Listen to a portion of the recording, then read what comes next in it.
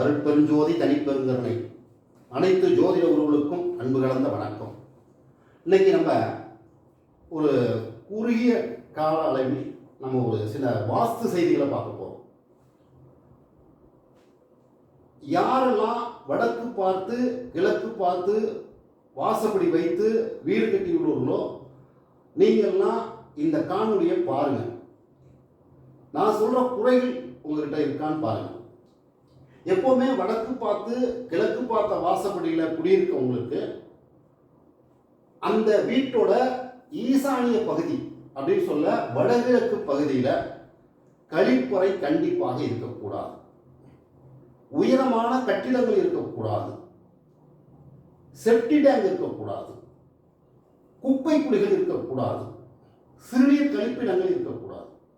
வடக்கு பார்த்து கிழக்கு பார்த்த வீட்டில் வசிப்பவர்கள் இந்த ஈசானியம் என்று சொல்கின்ற வடகிழக்கு மூலையில் நான் சொல்கின்ற எந்த அம்சமும் இருக்கக்கூடாது. வடக்கு பார்த்த வீடு கிழக்கு பார்த்த வீட்டில் நான் சொன்னது போல உயரமான கட்டடங்களோ ஒரு செல்போன் டவர் இருந்தால் கூட பாதிக்கும், ஒரு ஆலமரம் இருந்தால் பாதிக்கும், ஒரு தென்னை மரம் இருந்தால் கூட பாதிக்கும், குப்பை குழி இருந்தால் கூட பாதிக்கும். அது எத்தகைய பாதிப்புகளை தரும்? இந்த குடும்பத்தில் முதல்ல இந்த பகுதி பாதிச்சதுன்னா வருமானம் பாதிக்கும், கொடுக்கல் வாங்கல் பாதிக்கும், கொடுக்கல் வாங்கல் சிறப்பாக இருக்காது, கொடுத்த காசு வராது, வருமானத்தை மீறிய செலவுகள் நடக்கும், குடும்பத்தின் ஒற்றுமை கெடும், குழந்தைகளால் நிம்மதி கெடும். எப்பவுமே வடக்கு பார்த்த வீடு கிழக்கு பார்த்த வீட்டில் நீங்கள் டாய்லெட் கழிப்பறையோ அல்லது செப்டி டேங்கோ வச்சுட்டீங்கன்னா உங்கள் குழந்தை சொன்ன பேச்சு கேட்காது. உங்கள் குழந்தைக்கு புத்திசாலித்தனம் மிக குறைவாக இருக்கும். உங்கள் குழந்தை இடக்கு மடக்காக பேசும், உங்களிடம் எதிர்போட்டி போடும். அதனால் குழந்தைகளுடைய வளர்ப்பில் நீங்கள் சந்தோஷம் தர முடியாது. எனவே வடக்கு கிழக்கு பார்த்த வாசப்படியில் வைத்து வீடு கட்டி வாழ்வோர்கள் தயவு செய்து இந்த மூலையை புனிதமாக வைத்திருங்கள். உயரமான கட்டிடங்கள், தென்னை மரங்கள், செப்டி டேங்கு, கழிப்பறைகள், சிறுநீர் கழிப்பிடங்கள், குப்பை கொட்டும் இடங்களாக மாற்றக்கூடாது. இந்த பகுதியில் எப்போவுமே தரை தொட்டி தான் போகணும், உயரமான தொட்டி போடக்கூடாது, தரை தொட்டி தான் போகணும். அந்த மாதிரி இந்த வடகிழக்கு மூலை பாதிக்காமல் இருந்ததுன்னா நிச்சயமாக உங்களுக்கு பொருளாதாரம், குடும்ப மேன்மைகள், குழந்தைகளுடைய ஆரோக்கியம், குழந்தைகளுடைய எதிர்காலம் எல்லாமே சிறப்பாக இருக்கும். எனவே அந்த மாதிரி நீங்கள் வச்சுக்கணும். இப்போ இந்த மாதிரி வடக்கு பார்த்து கிழக்கு பார்த்த வீட்டில் நீங்கள் பொது சுவர் வச்சு எப்போவுமே வீடு கட்டக்கூடாது.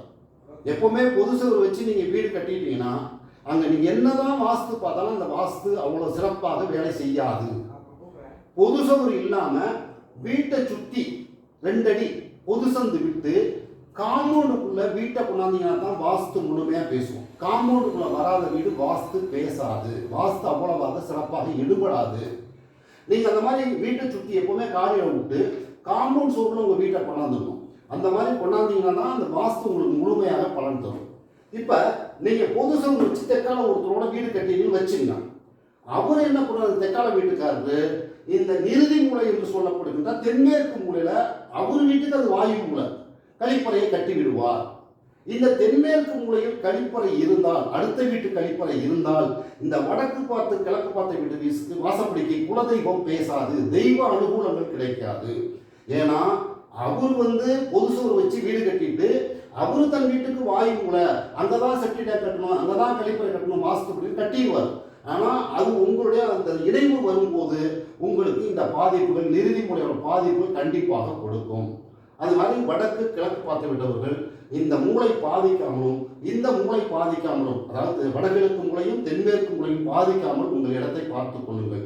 அப்படி பாதிப்புகள் இருந்தால் சில மாற்றங்களை செய்து நீங்கள் வளமோடு நலமோடு வாழ உங்களை வாழ்த்துகிறேன்.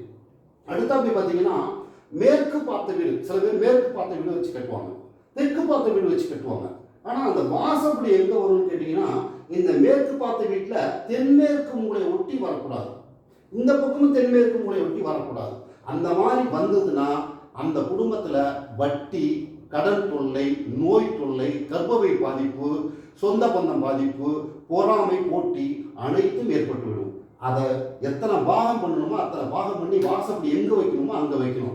நீங்கள் உங்கள் சௌகரியத்துக்கு இந்த மேற்கு பார்த்த வீட்லேயும் தெற்கு பார்த்த வீட்லேயும் வாசப்படியை தென்மேற்கு மூலையை ஒட்டினால் போல நீங்கள் கொண்டு வந்து விட்டால் அது உங்களுக்கு எதிர்விளைவுகளை கொடுக்கும். இது ஒரு சுருக்கமான வாஸ்து செய்திகள். பாருங்கள். நன்றி, வணக்கம்.